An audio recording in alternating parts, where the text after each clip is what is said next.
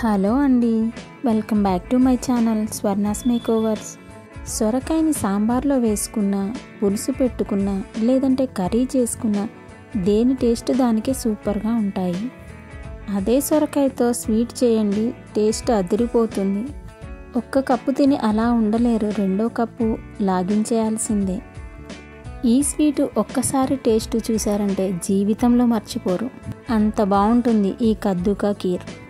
మొదటిగా మన ఛానల్ని ఎవరైనా చూస్తూ ఉంటే సబ్స్క్రైబ్ చేసుకోండి. ఇక ఆలస్యం చేయకుండా ఈ కద్దు కా ఖీర్ని ఎలా చేయాలో దాని ప్రాసెస్ ఏంటో చూసేద్దాం.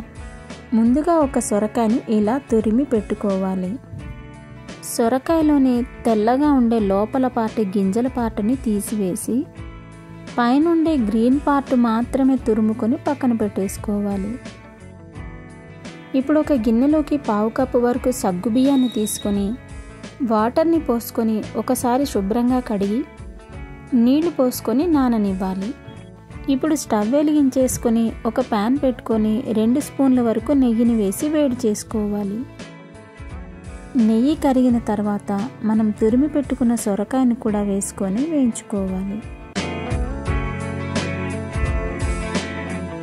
గరిటెతో ఇలా కలుపుతూ వేయించుకోవాలి.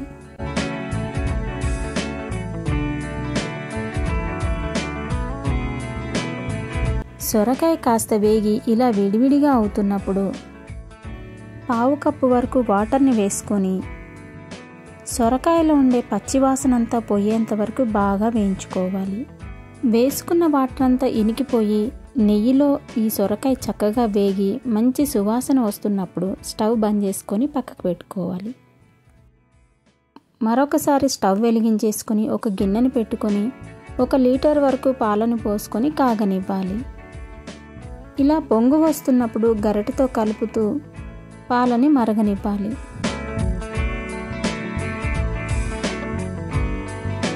పాలు బాగా కాగిన తరువాత 1/2 అవర్ పాటు నానబెట్టుకున్న సగ్గుబియ్యాన్ని ఇలా ఒకటి పట్టుకొని స్మాష్ చేస్తే ఈజీగా స్మాష్ అయిపోయే విధంగా నానిపోవాలి. అలా నానిన సగ్గుబియ్యాన్ని పాలల్లో వేసుకొని కలుపుకోవాలి. వేసుకున్న సగ్గుబియ్యం పాలల్లో బాగా ఉడికిపోయిన తర్వాత మనం ముందుగా వేయించి పెట్టుకున్న సొరకాయ తురుమును కూడా వేసుకొని కలుపుకోవాలి. ఇలా దగ్గరే ఉండి గరిటెతో కలుపుతూ 10-15 నిమిషాల వరకు బాగా ఉడకనివ్వాలి. 1 కప్పుకి నిండుగా సొరకాయ తురుము వేసుకుంటే 1/2 కప్పు వరకు షుగర్ని వేసుకోవాలి. నేను 1/2 కప్పుతో 2 కప్పులను వేశాను. అలాగే 1/4 కప్పు వరకు కండెన్స్డ్ మిల్క్ని వేసుకోవాలి. ఈ ఖీర్కి టేస్ట్ అంతా ఈ కండెన్స్డ్ మిల్క్లోనే ఉంటుంది.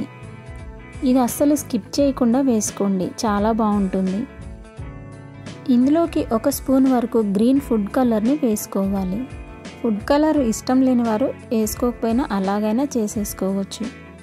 కద్దు కా ఖీర్ తింటున్నామన్న ఫీల్ కలగాలంటే ఖచ్చితంగా ఫుడ్ కలర్ వేయాల్సిందే. ఇక ఆఖరున సన్నగా కట్ చేసుకున్న బాదాం, పిస్తా, జీడిపప్పును కూడా వేసుకొని కలుపుకోవాలి.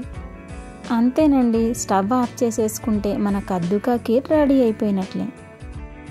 ఈ ఖీర్ని వేడివేడిగానైనా తినేయొచ్చు, లేదా ఫ్రిడ్జ్లో పెట్టుకొని చల్లగా తిన్నా చాలా బాగుంటుంది.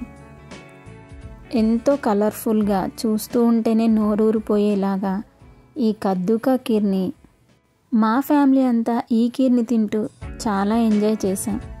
మీరు కూడా ఒకసారి తప్పకుండా ట్రై చేయండి. మీరు ట్రై చేసి ఎలా కుదిరిందో కామెంట్ సెక్షన్లో కామెంట్ చేయండి. మీకు నచ్చితే ఒక లైక్ చేయండి. మరొక వీడియోతో మళ్ళీ కలుసుకుందాం. అంతవరకు బాయ్.